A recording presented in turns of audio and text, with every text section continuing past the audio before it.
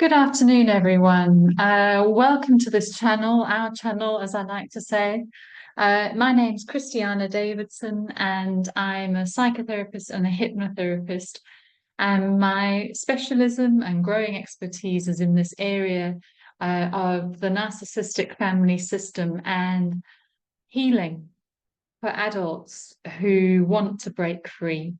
So if that's you, welcome to this safe place, because it's here that I intend that you will perhaps be able to connect with some of the story that you've been through, some of your own experience you may hear here and gain some more clarity. Now, today the topic is all about red flags and how they are the key to healing. So I'm sure you've heard of that word, that phrase rather, red flags. Um, and, I live here in the Caribbean, and, got beautiful beaches and the sea. And although I haven't seen this yet, based on previous beaches and things that I've been to, I know that when I see a red flag on the beach, it usually indicates, look, don't go in the water. It's dangerous either because of, the swell or the current, or because of maybe, some sharks or something like that. So a red flag is a danger sign.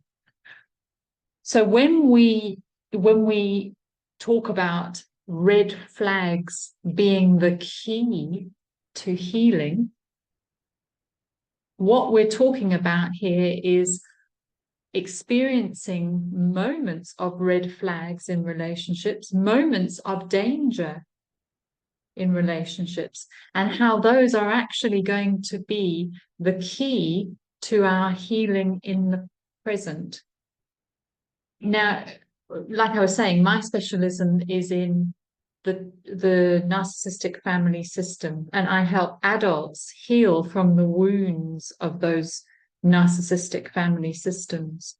So what I'm suggesting here today is I'm not just talking about red flags in your current relationships or in narcissistic, romantic relationships or anything like that. I'm talking about red flags in childhood are the key to healing.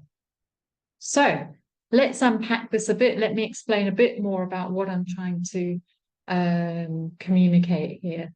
But first of all, if this is your first time on this channel, please subscribe.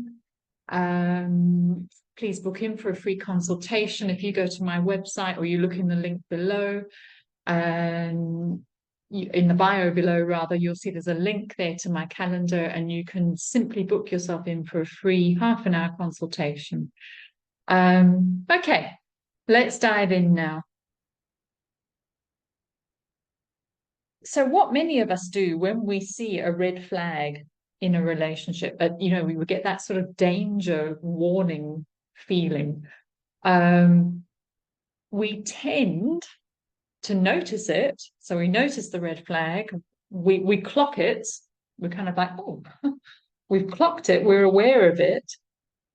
We also feel the feeling which it evokes, which is usually a bit of shocked rejection, I might suggest, and a bit of confusion, a bit of doubt. And it kind of ignites in us a momentary lack of trust, a bit of a feeling of hurt, a lowering in our self-esteem. And so what we do is we instantly sort of deny it.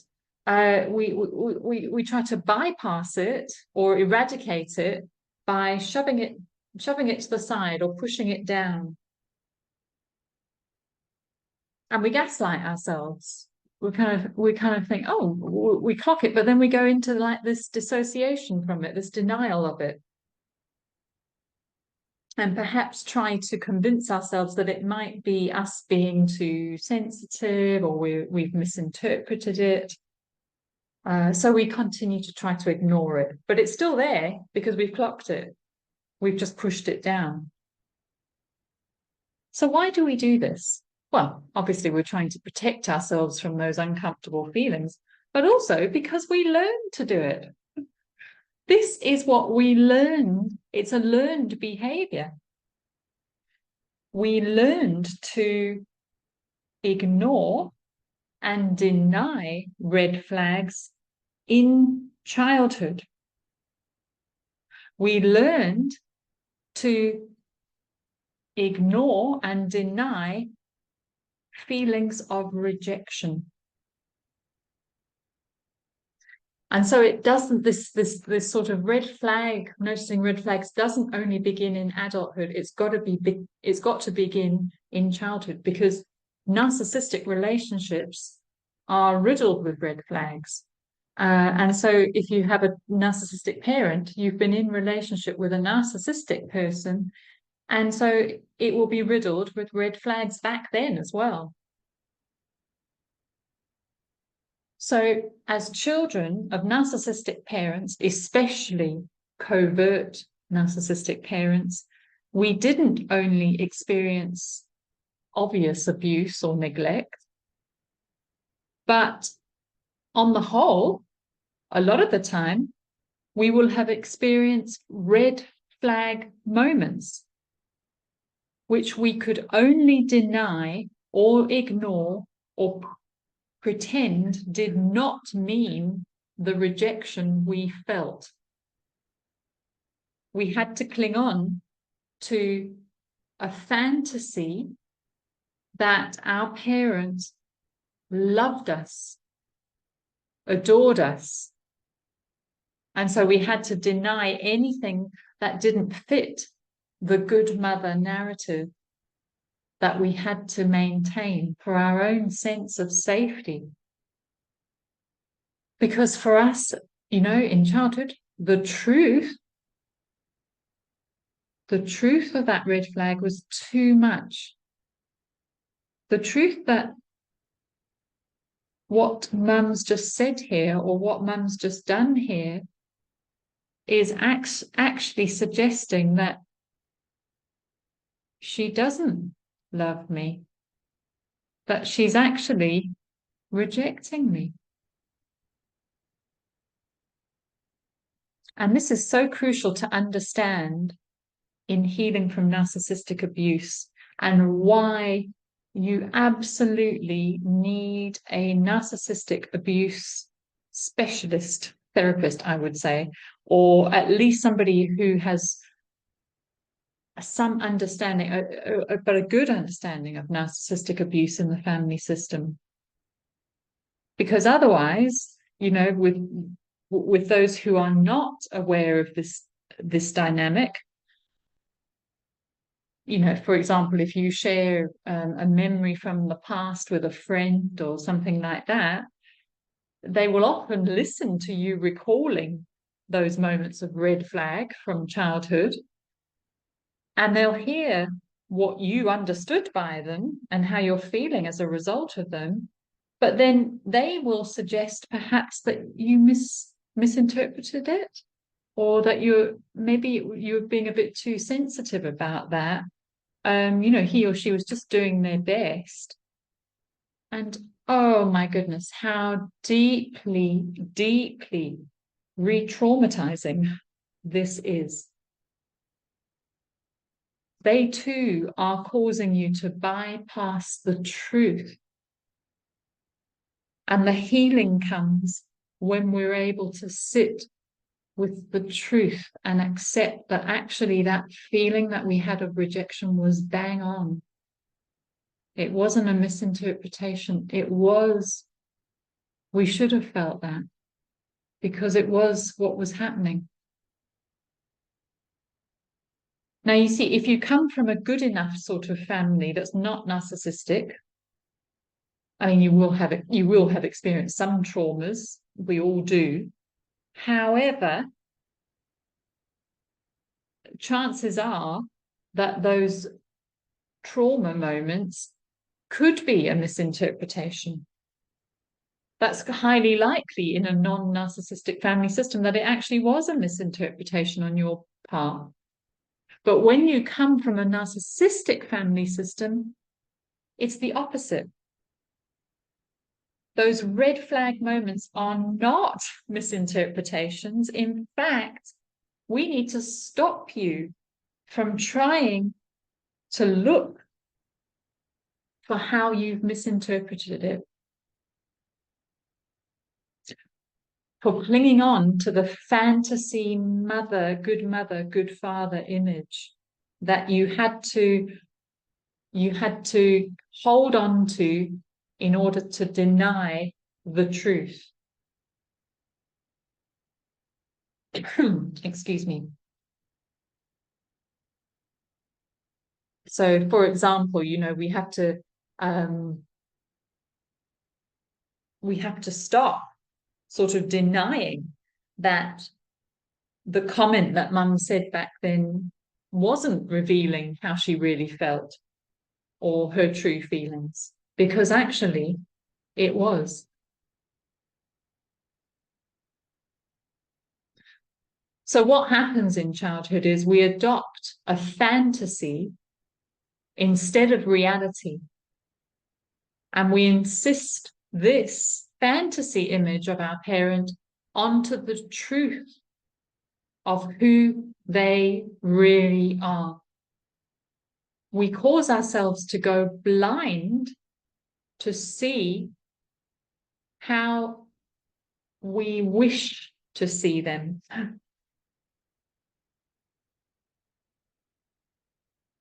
We go blind and we enter into a fantasy relationship with the parent, which is sort of simply where any rejections are denied and pushed down and ignored because they don't fit what we want to see. It's almost our way of maintaining control and safety. And then, of course, what happens in adulthood is the same. We choose to enter into a fantasy relationship with people. So here's a recent example from my own life, actually. There's somebody here that I'd like to get to know a bit better as a friend. And I've met them a few times and the exchange has been really nice. And we've sent a couple of texts backwards and forwards, but it's been me that sent the 2 texts so far and had a response to both. But there's been no effort from the other side. And so anyway, I've been thinking about, well, maybe I should reach out again and invite them to this, or and we can have a great time doing that. And then yesterday I saw this person in a car, and they were driving along slowly. I was walking along and I could see them in the car and they drove past, but they didn't slow down. They didn't look in my direction, but I got the sense that it would have been quite hard not to have seen me. And so, of course, I started saying, well, they just didn't see me, and I'm sure maybe they were on their way something and had, something to do. So I immediately denied the possible rejection because it didn't fit what I wanted to see. It saved me from feeling the truth, quite possibly, of rejection.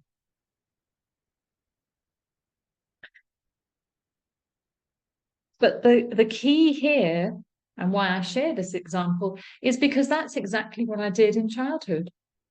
And now that I'm able to allow those feelings of rejection to be there, instead of trying to suppress them, I'm able to sort of bring them out and hold them in, hold them without fear, without needing to suppress them. And that sort of acceptance of the truth is what sets us free. There's that famous saying, the truth will set you free. And it's this inner work of no longer denying the red flags of your parent in childhood, denying them the memories or your interpretation of them. That is the key to healing. And, so I encourage you to, if you have any recurring memories, go back and really, really allow yourself to sit with the truth of those feelings that come up, because they're not as scary as you think.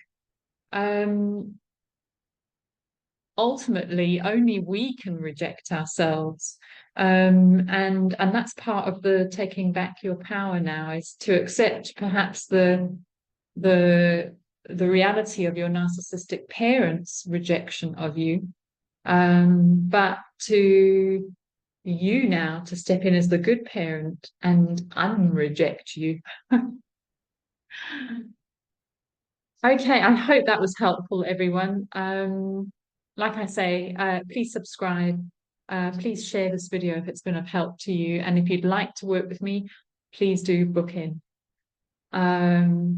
Citing things up ahead, everyone. I've got a book on the way. It's going to be fabulous. I've got a method that's evolving. So it's really exciting times, and I'm so grateful to all of you who comment, who are on this journey. All of us are on this journey together, I believe. So thank you again. Take care. Bye.